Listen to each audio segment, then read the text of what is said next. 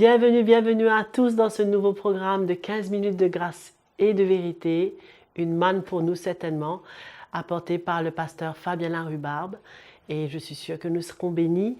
Et j'ai mon chant pour pouvoir vous bénir, pour pouvoir glorifier le Seigneur. Alléluia. Son nom est Yahvé, celui qui est. Son nom est Yahvé, celui qui est. L'alpha et l'oméga, le début et la fin, la parole vivante de Yahvé, le Rédempteur. Son nom est Yahvé, celui qui est. Son nom est Yahvé, celui qui est.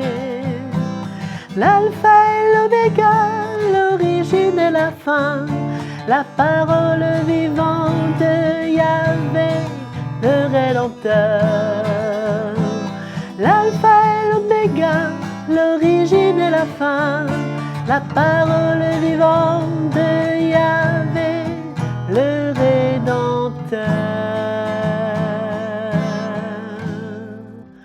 Alléluia. Merci Jésus. Merci Seigneur. Nous allons continuer à écouter l'Évangile avec le pasteur Fabien Larrubarbe. À tout de suite. Bienvenue encore une fois dans votre nouveau numéro de 15 minutes de grâce et de vérité. Merci à Joël pour nous avoir conduits dans la louange et déjà on est prêt pour pouvoir passer ce petit moment autour de la parole de Dieu. Nous allons tourner notre Bible un instant dans Matthieu, le chapitre 18, et nous allons voir de quoi le Seigneur nous parle. Je voudrais vous parler de nos attitudes, comment le Seigneur regarde à nos attitudes plutôt que nos paroles ou nos propres justices. L'attitude de notre cœur, la motivation, même quand nous voulons faire quelque chose pour Dieu ou pour les autres, le Seigneur est intéressé avec ce qui se passe dans notre cœur. Alors, nous allons lire dans Matthieu le chapitre 18 au verset 1er. À ce moment, les disciples s'approchaient de Jésus et dirent « Qui donc est le plus grand dans le royaume des cieux ?» Jésus, ayant appelé un petit enfant, le plaça au milieu d'eux et dit « Je vous l'ai dit en vérité, si vous ne vous convertissez et si vous ne devenez pas comme les petits enfants, vous n'entrerez pas dans le royaume des cieux. C'est pourquoi quiconque se rendra humble comme ce petit enfant sera le plus grand dans le royaume des cieux. » C'est une attitude où on réalise que on n'a que besoin que de la grâce de Dieu dans notre vie. Et que dans tout ce que nous faisons, là nous voyons comment ces disciples, leur chair, la manière de voir pour se faire paraître plus grand, et ils ont commencé à poser une telle question à Jésus. Et Jésus lui-même qui est venu s'humilier en prenant la forme d'un serviteur pour servir et pour donner sa vie en sacrifice. Et là, il prend un petit enfant et le met devant eux et leur parle de la sorte pour nous faire comprendre que ce que Dieu regarde, c'est à cette attitude dans notre cœur.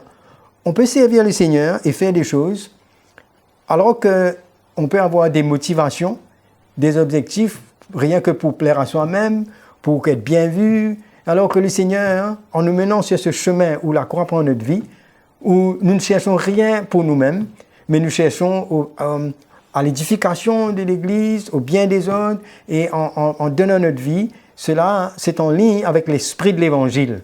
Nous voyons que nous allons lire un récit où le Seigneur nous montre deux hommes qui rentrent dans le temple pour prier.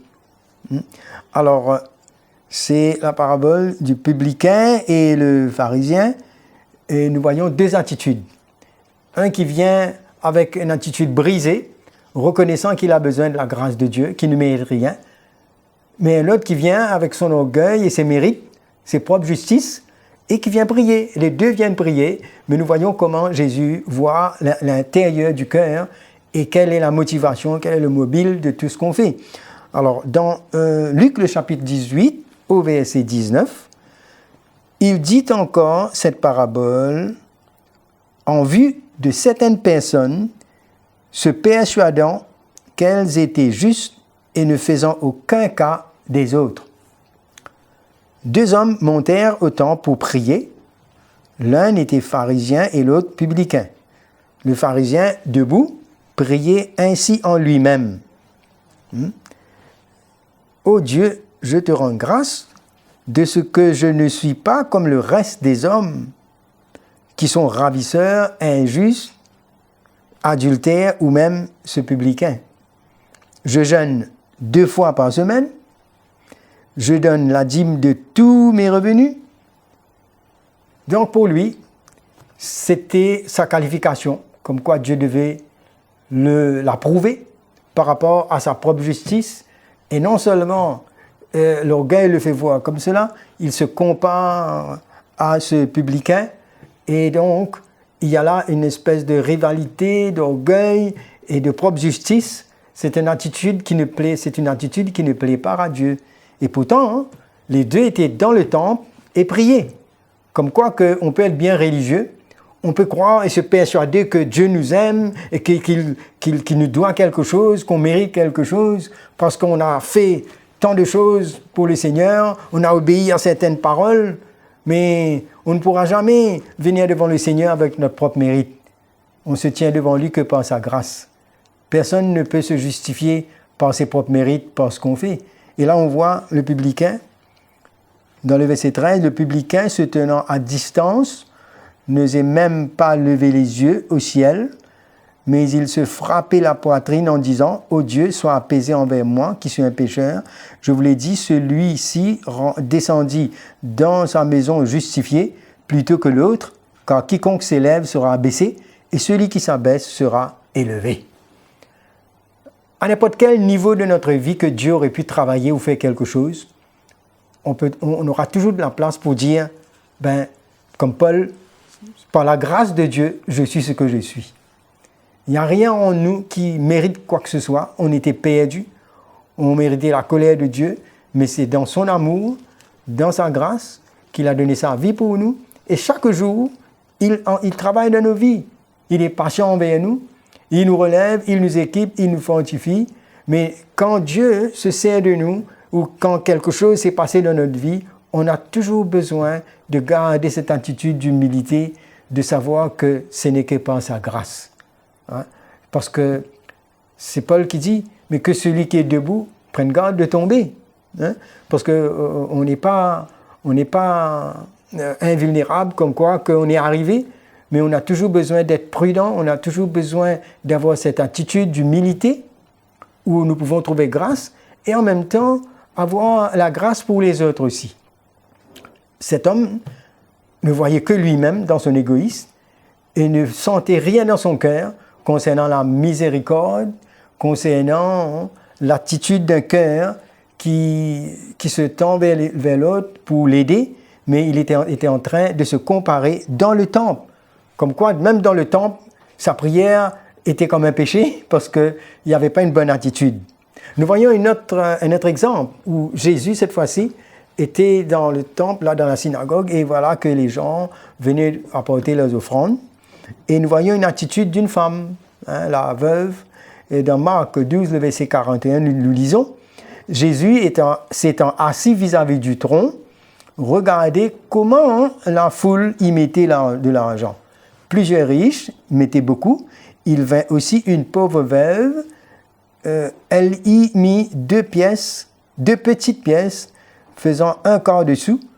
Alors Jésus, ayant appelé ses disciples, leur dit, « Je vous l'ai dit en vérité, cette pauvre veuve a donné plus qu'aucun de ceux qui ont mis dans le tronc. Car tous ont mis de leur superflu, mais elle a mis de son nécessaire, tout ce qu'elle possédait et tout ce qu'elle avait pour vivre. » Alors, la manière que Jésus estimait la valeur de ce que cette femme a mis, c'était par rapport à son cœur, pas par rapport à le nombre d'argent qu'elle mettait, mais les autres ont donné de leur superflu, cela ne les coûtait rien. Mais alors que cette dame, cette pauvre veuve, son cœur était animé par son amour pour Dieu, il y avait une bonne attitude, un bon parfum, et elle avait mis tout ce qu'elle avait parce qu'elle aimait Dieu, elle voulait soutenir. Et là, le Seigneur s'est arrêté et il a appelé ses disciples pour leur faire voir de quelle manière Dieu voit. Quelle est la manière que Dieu donne la valeur à ce que nous faisons. Que ce soit nos offrandes, que ce soit nos prières, que ce soit la manière qu'on aide les autres. Hein. Parce qu'il y a beaucoup de mobiles qui peuvent se mélanger à nous, dans notre chair. Et on peut essayer de faire du bien quand les autres nous voient. Et quand les autres ne nous voient pas, ben c'est comme quoi c'est pas important. Mais quand cette femme est venue, hein, les deux petites pièces qui faisaient un quart en dessous, peut-être même qu'elle n'aurait pas voulu que les autres voient, parce que peut-être que c'était trop petit, mais aux yeux de Dieu, c'était énorme, parce que ce qui attire le cœur de Dieu, c'est l'attitude de notre cœur, la profondeur dans laquelle nous faisons les choses, et que nous faisons toutes choses par amour et pour glorifier le Seigneur. Hein? Alors, il y a un autre exemple, il y a dans Matthieu, le chapitre 21 au verset 28, qui parle de deux fils, que je vais lire. Que vous ensemble, un homme avait deux fils, et s'adressant au premier, il dit, « Mon enfant va travailler aujourd'hui dans ma vigne. » Il répondit, « Je ne veux pas. » Ensuite, il se repentit et il alla. S'adressant à l'autre, il dit la même chose. Ce fils répondit, « Je vais bien, Seigneur. » Et il n'alla pas. Lequel des deux a fait la volonté du Père? Il répondit à le premier. Et Jésus leur dit, « Je vous le dis en vérité, les publicains et les prostituées vous dévonceront dans le royaume de Dieu, car Jean est venu à vous dans la voie de la justice, et vous n'avez pas cru en lui, mais les publicains et les prostituées ont cru en lui, et vous qui avez vu cela, vous ne vous êtes pas ensuite repentis pour croire en lui. » Là, nous voyons qu'il y a eu un changement d'attitude. Le premier a dit qu'il va aller travailler dans la vigne, mais après, il n'est pas parti. Mais l'autre, il a dit qu'il n'allait pas. Mais finalement, il s'est repenti, il y a une autre attitude qui s'est passée. Et ce qui est important, c'est que finalement, il a fait la volonté de son Père. Ce qui est important pour nous, c'est ce brisement, ce changement d'attitude où nous nous humilions. Non pas que nous venons et proclamons que nous pouvons faire ceci et nous allons faire cela, mais que finalement, Dieu, lui, il n'est pas impressionné par les déclarations, mais ce qu'il attire, c'est ce cœur qui s'humilie, se plie et qui réalise qu'on a besoin de faire ce que sa volonté nous dit. Plier notre volonté, ça c'est en ligne à l'esprit de l'Évangile où on perd notre vie pour la retrouver.